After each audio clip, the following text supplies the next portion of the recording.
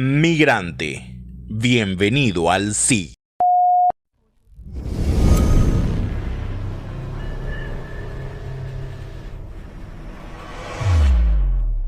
Emilio José Morillo es un abogado carabobeño que estuvo envuelto en distintos acontecimientos políticos en Venezuela. Tras vivir un difícil proceso migratorio en el Perú, se ha venido consolidando como El Capo, tras crear un programa de entrevistas que muestra que los buenos somos más. Consultor legal de Beniactiva y vicepresidente de la Asociación de Abogados Venezolanos en el Perú. Acompáñanos a conocer la historia del creador de Eres un Capo. Eres un Capo se ha convertido en una ventana para la comunidad venezolana que está siendo vista no solo en Perú, sino en muchos países, también en Venezuela, personas que quieren mirarse al espejo de lo que es el potencial máximo de un venezolano, de personas diversas, de personas de todas las creencias, de todos los sexos, de todas las razas. Y eso, digamos, ha generado un espacio de entendimiento para saber hasta dónde podemos llegar. ¿Qué significa para ti Eres un Capo? ¿Y cuál es el impacto que tú crees que puede llegar a tener a futuro en la comunidad, tanto migrante como en la comunidad venezolana y en la comunidad de receptores? Eres un Capo es un proyecto que nació de la necesidad de mostrar lo bueno, porque en muchos medios de comunicación se muestra lo malo. Y de hablar muchas veces con mamá y con mucha familia, no, Perú no es lo que dicen, Perú aquello, porque las personas que no han tenido pues éxito en el Perú se han devuelto a Venezuela y dicen pues Perú no es una buena opción, no es una alternativa, y se ha mal puesto también de manera despectiva en Venezuela. Ay, ¿para dónde? ¿Para Perú? Cuando no saben el esfuerzo gigantesco que los que estamos en Perú, los venezolanos que estamos en Perú, hemos hecho para estar acá. Entonces pues dije no es justo. No es justo, que hay gente que merece ser escuchada aquí. Hay personas que merecen ser reconocidas y aplaudidas. Pues dije, vamos a probar. Vamos a ver qué tal. Llamé a una amiga, una de mis mejores amigas acá, y le dije, ¿será que quieres unirte a esta locura? Que ajá, ¿pero qué es? Vamos, yo te voy a entrevistar. Y cuando ella se sienta, que yo como que me siento pues en tu lugar y le hago una primera pregunta, y en la primera pregunta ella llora, yo dije, ¿en qué me estoy metiendo? Yo no sabía qué era lo que yo estaba haciendo en ese momento. Cuando sale la entrevista y mucha gente me comenta por privado, quiero conocerla, quiero una foto, necesito verla, es así, llovió gigantesco. Me encuentro a la mamá y la mamá me dice, le cambiaste la vida a mi hija. Mi hija, antes de esa entrevista, era una persona que no hablaba, que estaba cerrada porque había vivido muchas cosas. Y eso fue su catarsis. Ella, luego de esa entrevista, cambió, está expuesta, está dispuesta a volverse a comer el mundo, como lo era antes. Entonces, Eres un Capo, para mí, es un espejo.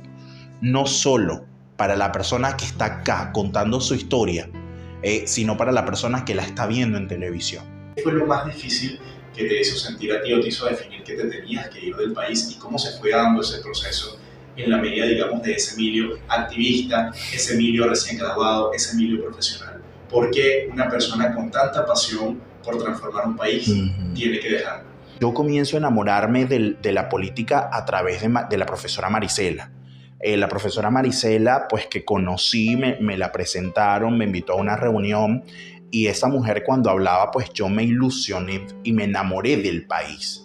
Entendí que nuestra edad, nuestro momento, nuestra posición era la indicada para ser nosotros quien pues lucháramos y recuperáramos la democracia en Venezuela. O sea, yo siento que somos nosotros. Los niños están muy niños y creo que los adultos están en otra faceta. Quienes teníamos la energía, las ganas, era la juventud. Y comencé a asistir a algunas marchas con miedo. Me acuerdo, justamente un periodista, Luis, él está ahorita también afuera, y como a la semana me dice, Emilio, ¿qué vas a hacer mañana? Y yo le digo, no, nada, vamos a encadenarnos en el CNE. Me dice. O sea, mi papá es mayor del ejército. Estuvo con Chávez en el golpe del 92. Me cuenta, no sé si en la acción, pero por lo menos en el apoyo. Y se sentían plenamente identificados, no solo mi papá, sino toda mi familia. Cuando me dicen, vamos a encadenarnos en el CNE, yo pienso en mi papá. Digo, primero, o sea, como que encadenarnos, yo quiero llegar a mi casa. O sea, le pregunté, pero es como un rato. No, es encadenarnos hasta que convoquen a elecciones. Justamente, pues yo les dije que no, los acompañé como a los 3 días, convocaron elecciones, pero ellos estuvieron 3 días allí. Mi papá, desde la casa, que veía la televisión y las noticias, los criticaba. Pero mi papá no sabía que yo los conocía y estaba, digamos, como que apoyándolos desde afuera. Cuando conocí lo que mi papá pensaba, fue cuando yo dije, necesito entonces meterme porque yo necesito demostrarle a mi papá y a mi familia que las cosas no son así. Ya era, cada vez se reafirmaba más el compromiso. Era algo que yo no podía dejar de estar un día afuera porque sentía que estaba traicionando al país. En 2014 hubo 100 días de protestas y yo los 100 días estaba afuera. No solo por el tema de los derechos democráticos del país, sino que también se veía entonces los problemas, por ejemplo, en las universidades, cuando llamaban a paro, entonces me daba cuenta de la realidad que teníamos y no sentía que en mi barrio alguien estuviese haciendo algo. Yo veía que las personas estaban pues trabajando normal y yo decía, el país se está cayendo en 2014. El país está cayendo y esta gente, no entiende, yo necesito hacer algo. Y comienzo a meterme en cualquier área posible. Estaba yo discutiendo con un secretario de la gobernación, no me acuerdo en qué área. Y estaba él acompañado de una gente chavista. Yo le lanzo muchos argumentos sobre el proyecto que tenían en ese momento. Yo le digo, ese proyecto no es viable por tal cosa. Y él me dice, ¿qué edad tienes tú?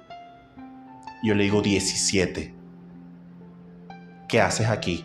Por la edad me descalificó.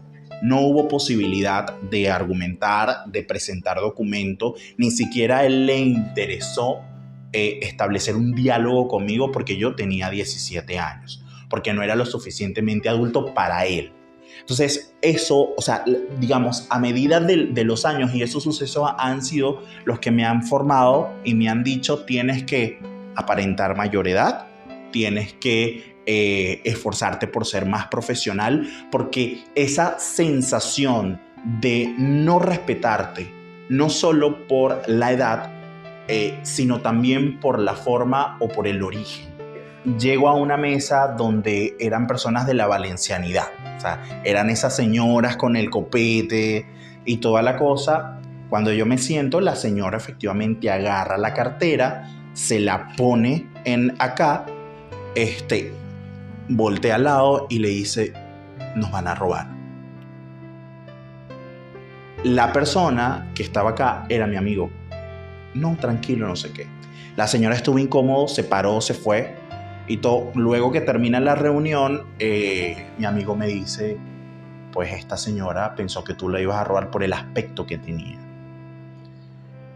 Porque yo no tenía camisa, yo no, ¿sabes? Es decir, la forma de vestir, el no tener para, irte a afeitar y estar bien presentable, eso también afecta. El llegar espelucado con la ropa que se tenía a un evento pues gigantesco, dicen, él no pertenece a nuestra sociedad, por ende pues o es un delincuente o su opinión no es tan válida, sin entender que la opinión que llevaba en ese momento posiblemente no era teórica, ¿no?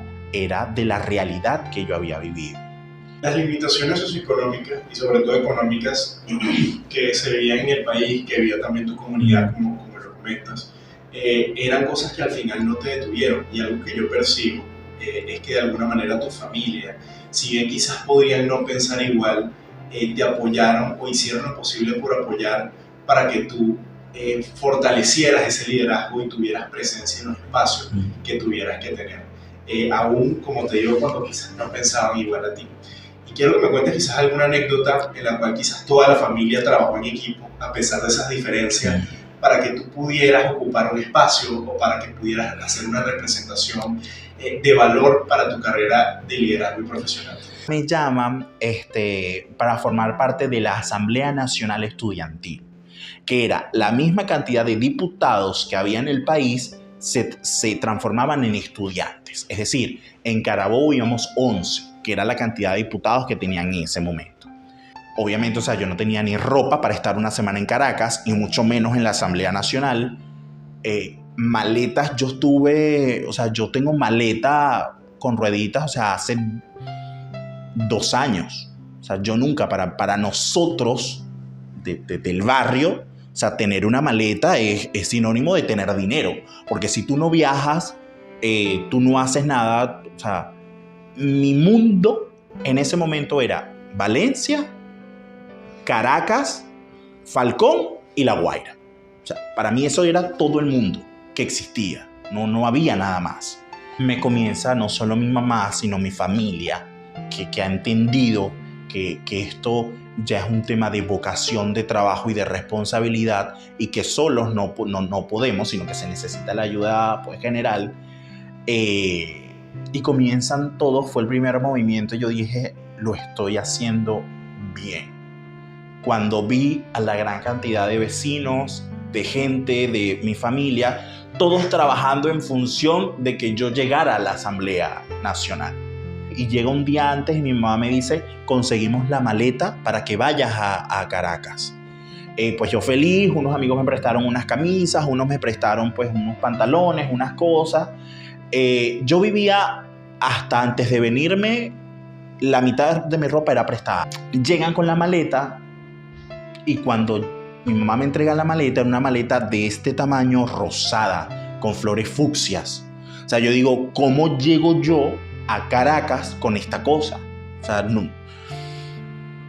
Intenté, busqué y no pude. O sea, entonces yo llegué a Caracas, tú me ves a mí por los pasillos de la Asamblea Nacional, paseando con una maleta rosada, con los jeans rotos, y la gente hablaba y la gente criticaba, pero ellos no entendían todo lo que yo había tenido que hacer para estar allí. Del hemiciclo, ese día, pues me sacaron por tener ropa rota. Fue una vergüenza gigantesca, porque obviamente pues en la Asamblea Nacional, pero esa gente no entendía que no era que porque era mi estilo de vida. Era un pantalón roto por el desgaste de los años. No era que que la moda. No, o sea, no había. Entonces, pues en ese momento yo entendí que había valor y había entrega, porque la familia y el barrio comenzaban a ver a un representante en un lugar donde parecía imposible llegar. Emilio, vamos al día en el cual te vas de Venezuela. ¿Okay? ¿Cómo fue ese día? ¿Qué pasó también en el camino? Pero sobre todo, ¿cómo fue esa despedida de una familia y de un país por el cual estás luchando y que tienes que dejar atrás? Pasa que llegan, Alfredo, elecciones 2018, elecciones presidenciales y de diputados regionales. Pasan sucesos importantes y soy candidato por circuito 5 en Carabobo, candidato principal a diputado. Resulta que pues llevamos todo ese movimiento, fue muy fuerte, pero comienzan las acusaciones, o sea, comienzan a señalarme más, porque de verdad había gente, yo saqué aproximadamente 10,000 votos, que para eso, o sea, para el lugar era bastante. Y entonces comenzaron a acusarme, algo que nunca he dicho, digamos, de manera pública. Comencé a recibir llamadas de amenazas, no solo hacia mí, sino hacia mis sobrinos, los hijos de mi hermana, que hasta ahora mi hermana no sabía, ¿no? Comienzan a amenazarme por los niños, que los van a matar, que todo aquello por el ruido que yo estaba generando a nivel político.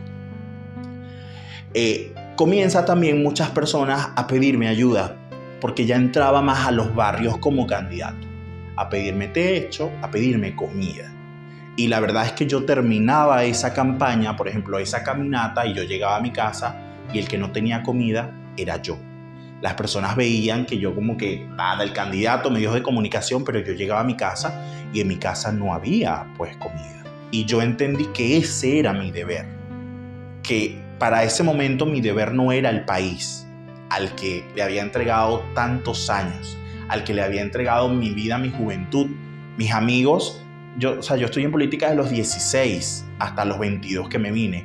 Yo no te conocía una discoteca, yo no te conocía que era andar en panas de rumba, porque para mí lo más importante era el país. Ese día entendí, mi pensamiento cambió y dije, lo más importante es mi mamá y lo más importante es mi papá. Ese día le escribí a Pedro, le dije, amigo, ¿será que me puedes recibir allá? Y me dice, claro, pero pues tú tienes que cubrir el pasaje, tienes que cubrir todo. Alfredo, yo no tenía $1. O sea, ¿qué hago? Le tomé foto, ahí la tengo en mi celular, una foto a una computadora que dije, pues la voy a vender y con esto me voy. La computadora era $15, $20 lo que me podían dar. Yo necesitaba por lo mínimo $250 para el viaje. Y me hice la película. Fui a donde mi tía y le dije, tía, me ofrecieron un trabajo en un estudio jurídico en Lima. Mi tía se emocionó. Que te ofrezcan un trabajo de un estudio jurídico, que tú dices, wow, un estudio jurídico, en otra ciudad que mi tía también la veía irreal, era algo fantástico. Y me dice, ¿y por qué no te vas? Yo le digo, porque me hacen falta $100, le digo yo. Y mi tía me dijo, no te pares, yo te los presto. Ahora me faltaban los otros 150, pues. Fui a donde una prima que ya iba y venía de Colombia y le digo lo mismo. Digo, me ofrecieron un trabajo en Lima, en un estudio jurídico, me hacen falta $20. Tengo todo, pero me hacen falta $20. Mi prima, claro, toma los $20. Fui a donde otro tío. Tío, no sé qué tratar, me faltan 30 nada más. Y así fui. De tío en tío, de amigo en amigo, de primo en primo. Reuní como 180. Le dije a mi prima, vámonos a Perú. Ella, chévere, no sé qué, ella tenía su pasaje, vámonos. Cuando llegamos al Below, mi prima me dice, yo como soy mujer y a ustedes lo registran más, dame el dinero para yo tener 250. Cuando yo le doy 180 me dice, ¿y lo otro? Y yo le digo, yo no tengo. Yo con esto llego hasta donde llegue, pero yo acá no me quedo. Te puedo decir, Alfredo, que ha sido el viaje más importante, no solo para mí, sino para mucha gente. O sea, la primera avenida, no solo por el dolor, sino por todo lo que comí en ese viaje. O sea, el pasar Colombia y que mi prima tome una manzana que tenía 10, 15 años, no sé, sin comer. Tomo una papa rellena, que jamás en mi vida había comido papa rellena, y ahora la amo, la papa rellena. Es decir, este proceso, mi prima pues se vino, me pagó lo que faltó, y fue cuando pude llegar acá. Una escena que te digo que jamás hubiese querido ver fue a mi mamá despidiéndose de mí. Yo nunca había estado 2 o 3 veces fuera de la casa. Yo he tenido mamitis, yo he sido muy consentido en amor, muy consentido. Y el dolor de mi mamá, que mi hermana y mi sobrino tenían que cargarla porque ella del dolor y del llanto no se podía sostener sola, es una imagen que desearía nunca haber vivido. Llego al Perú, obviamente yo no tenía ningún trabajo en ningún estudio jurídico. Pedro me dice, te conseguí un trabajo donde en una pizzería. Y yo pensé que la pizzería era un local de pizzas. Pues no era un local, era un carrito de estos de ambulantes en San Juan del Lurigancho, cerro arriba. Y yo tenía que agarrar el carrito y llevármelo por la pista, que una parte era asfalto, otra parte era tierra, ponerme el sombrero, ponerme la bata y pizza. Ahí duré un tiempo y luego me voy a el trabajo donde estaba Pedro, que sí era un estudio jurídico, y yo le llevo al doctor mi currículum de este tamaño por temas de certificados y cosas que yo había hecho. El doctor lo hace a un lado, agarra un paquete de tarjetas y me dice, toma, anda a jalar. Es decir, pararme en la calle a buscar a gente, llamar, entregarle tarjeta y llevármelo para la oficina. El primer día, obviamente no llevé a nadie, no sabía cómo manejarlo, pues obviamente no me pagaron, no almorzaba, no desayunaba, no hacía nada, era una locura. Tenía el apoyo pues de mi prima, pero fueron días muy duros. En ese proceso lograste consolidar un espacio, una oficina, digamos, junto con Pedro y con un equipo también de abogados, que digamos fue un modo de sortear las limitaciones que puede tener un profesional migrante, sobre todo cuando piensa que no puede ejercer su empleo fuera. ¿Cómo fue ese proceso y cómo lograron llegar hasta ahí? Y cuán importante fue el apoyo de una amistad también honesta, sincera, y que está allí siempre para poder lograr eso, porque al final fue un proceso también de sociedad, ¿no? Que se hizo un trabajo en equipo. Entendimos que este es un camino muy duro, que emigrar pues es muy fuerte, que emprender es muy complicado y que necesitábamos apoyarnos. Entonces en ese momento pues decimos, vamos a unir nuestros esfuerzos, tú tienes tus cositas, yo tengo mis cositas, vamos a alquilar un local y vamos nosotros a atender de manera administrativa y legal a los peruanos. El ver que un policía se sienta, se quita la gorra y te llame doctor, eso significa muchísimo. El 90% de nuestros clientes son peruanos y el 90% han sido muy respetuosos y muy amables con nosotros. Tú, en el marco de este tiempo que has permanecido en Perú, ¿cuál crees que ha sido el mayor logro? ¿Cuál ha sido el día en el cual te has sentido quizás orgulloso de lo que tú mismo has logrado en ese proceso y en ese caminar? Y que ha sido bastante complejo. Es difícil entender si ha valido la pena o no el emigrar, el salir. Es muy complicado entender si digamos, la estabilidad económica es más importante que estar al lado de tus seres queridos, porque es un proceso que para mí ha sido muy fuerte. Yo he tenido la oportunidad de ir a Venezuela. La primera oportunidad pues por paseo y la segunda por un tema muy, muy complicado. Pero en ambas, mi familia me ha visto de una manera distinta al como salí. Al papá que yo dejé, al papá cuando yo llego, mi papá se siente protegido. El entender eso, yo llego y mamá se siente protegida. Mamá me dijo en estos días, me acuerdo que siempre había dicho, yo no quiero más muchachos, estos 3 también, nosotros somos 3. Y hace poco me dijo, yo no sé por qué no tuve más hijos. Yo le digo, mamá, ¿y por qué es eso? Porque imagínate, yo te tengo a ti en Perú y me has ayudado tanto. Imagínate que uno tuviera en Chile, uno en Estados Unidos. Ahí yo entendí el valor importante que yo estoy asumiendo para mi familia. ¿Cómo se ha manifestado el orgullo que hoy en día, tomando en contraste esa primera experiencia de niño, cuando tu padre te dice tu opinión no vale, y ahora probablemente tu opinión es una de las de mayor peso, tanto en tu casa como en tu comunidad? Estoy seguro que tus vecinos están orgullosos de ti, estoy seguro que tu familia, que tus sobrinos. ¿Cómo se ha transformado esa visión de Emilio ahora en todos estos espacios en los cuales tú has dado una huella? Yo cada día me esfuerzo más. No ha dejado, porque siento que es una responsabilidad no solo de mi familia, sino de la gente que no tiene una voz. El entender que ahora tíos, primos, familias pues valoran felicitan y comparten alguna imagen de oposición en contra del régimen, para mí me hacen sentir que ha sido un camino largo, porque lo siento largo, a pesar de que tengo 27 años, yo lo siento muy largo. Yo siento que lo vivido, yo me siento una persona de 40 años, siento que he vivido muchísimas cosas y que me ha tocado madurar, pero también entender que me siento parte de esas personas que logran y trabajan no solo de manera individual, sino por la gente. El yo llegar a la casa de un tío, de una familia, o caminar caminar por la calle del barrio, y que toda esa gente que en un primer momento dijo esto es un niño loco,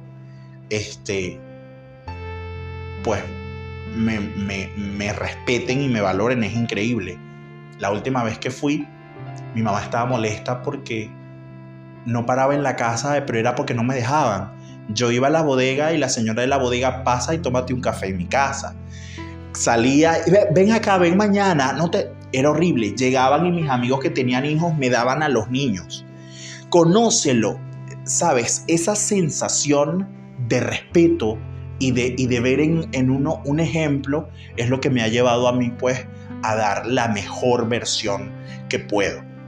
De hecho, respecto a eso, ¿te has puesto a pensar alguna vez que a través del ejemplo es que tú has logrado transformar a muchas personas? Fíjate que cuando eras un niño o un joven que decía yo quiero un cambio para el país, muchas personas no lo entendían, pero viendo el cambio que tú has hecho en ti y en lo que te has convertido hoy en día, pues probablemente ese es el mejor testimonio a través del cual le puedes explicar a la gente lo que tú quieres para Venezuela. Muchas personas posiblemente no entiendan el camino, porque es algo, Alfredo, que yo no hablo. Es algo, Alfredo, que yo me callo, porque es un proceso que posiblemente no se lo deseo a nadie. No ha sido fácil. O sea, yo he tenido que dormir en piso. Yo he tenido que dejar de comer muchas veces. Yo he tenido que caminar. Yo he tenido que hacer muchísimas cosas para estar en donde yo siento que estoy. Que falta muchísimo más, obviamente. Pero yo he tenido que hacer muchísimos sacrificios. Yo he tenido que llorar en silencio muchas veces para ir a algún evento. A veces, pues la gente no está preparada para asumir los retos. Pero no es fácil. La gente tiene que entender que los logros no se consiguen de la noche a la mañana y que se tienen que trabajar. Por eso, pues yo me encargo de mostrarle a la gente las historias de los demás para que se inspiren y entiendan que nada es imposible. Nosotros creemos que no hay alternativa. O sea, nosotros cuando veo los del barrio, ¿sabes? Los que hay un solo par de chancletas para 6 personas y que el que va a la bodega tiene que prestárselo al otro. O sea, eso existe, eso hay, y eso es mi gente. Obviamente, pues no tengo la oportunidad de ayudar económicamente a una población. Quisiera, porque entiendo, porque lo he vivido, porque sé lo que es. Pero es a través de los pasos, poco a poco. Hablando sobre la familia, sé que tu mamá ve este programa, probablemente es una de las principales fans, y estoy seguro que toda tu familia. ¿Qué le dirías a tu familia a través de esta pantalla? No podría. No podría hablarles a ellos. Ellos lo que pueden ver es cada historia. O sea, cada historia soy yo. Cada historia soy yo. Esa persona que sale hablando, pues tiene algo en común conmigo, algo en común con nosotros. Sí o sí. Entonces ellos cada cosa que ven, pues cada historia, pues ahí yo les estoy contando poco a poco qué es lo que siento, qué es lo que vivo. Hay muchas cosas que yo todavía no me atrevo a hablar con mi familia. Es la verdad. Y ellos lo saben. Y son temas que no se tocan. Pero ellos, por el respeto que tienen y entender que las cosas que yo hago, pues las hago por un crecimiento, pues lo valoran. Entonces no podría decirle algo a la cámara a mi mamá y a mi papá o a mi familia. Pero entonces tú estás en cada una de esas historias que cuentas por parte, Sí. hay fragmentos de ti, y eso es lo más importante.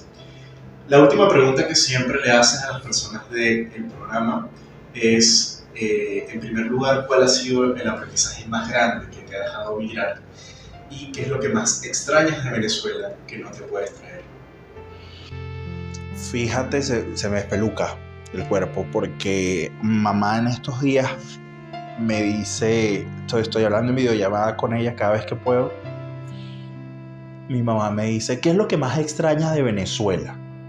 Llama a mi papá y le dice, ¿tú sabes lo que Junior más extraña? Me dicen Junior, ¿sabes lo que Junior más extraña de Venezuela?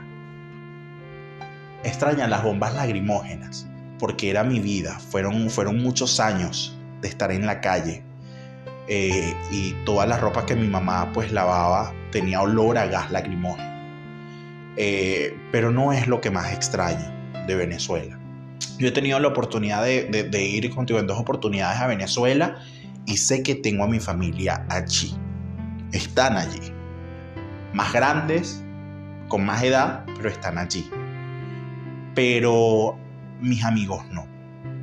Entonces, el reunirme en una mesa a jugar algún juego de mesa pues con 3, 4 amigos que lo hicimos por muchísimos años y saber que no sé si algún día pues pueda volver a hacerlo es lo que más extraño. La lección más importante que me ha dejado ser migrante, el agradecimiento porque entender que hoy estamos acá. Fíjate, Alfredo, yo hoy no sé, y a lo mejor muchas personas no me lo creen, pero yo hoy en la mañana puedo estar en San Juan del Lurigancho, arriba, en la Cachina, donde venden cosas de segunda mano, y en la noche, sin decirte mentira, puedo estar cenando con algún ministro o con la presidenta o con un congresista.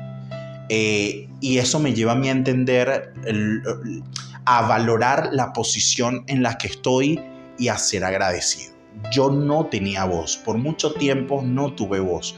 Hoy, gracias a Dios, a través de las redes sociales, pues muchos tenemos, pero yo no tuve voz. Y que hoy pueda yo sentarme con un congresista, con un gobernador, con un ministro, estar dentro de Beneactiva, o sea, me hace valorar y agradecer la posición en la que estoy y la migración, porque en Venezuela hay muchísima gente, lo valoro y hubiese trabajado en Venezuela también, pero para mí la migración es algo que ha marcado nuestras vidas y que no vamos a recuperar. Yo lo que he vivido acá, estoy seguro que en Venezuela no lo hubiese vivido.